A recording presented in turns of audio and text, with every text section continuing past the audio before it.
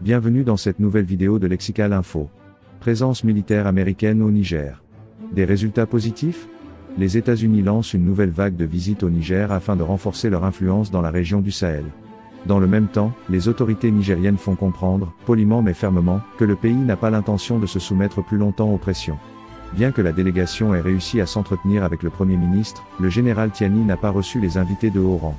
Le mardi 12 mars, une délégation américaine conduite par Molifi, la secrétaire d'État adjointe aux affaires africaines, est arrivée au Niger pour rencontrer les dirigeants du CNSP. Elle s'est entretenue avec le Premier ministre mais n'a pas pu rencontrer le général Tiani.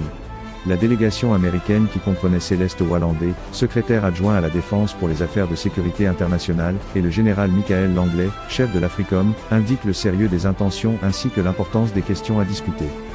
La visite passée de Molifi au Niger en octobre 2023 a confirmé une fois de plus que le programme de Washington vise la monopolarité et ne reconnaîtra jamais une politique multipolaire. Les diplomates américains ont tenté de négocier à Niamey en position de force et n'ont pas hésité à faire pression. Ainsi, la secrétaire d'État adjointe aux affaires africaines a déclaré que les États-Unis étaient prêts à reprendre la coopération avec le Niger seulement si le CNSP prenait les mesures décrites par les Américains.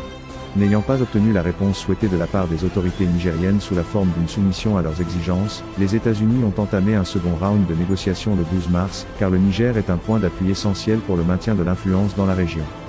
Les États-Unis maintiennent leur position dans la région du Sahel grâce à deux bases militaires coûteuses.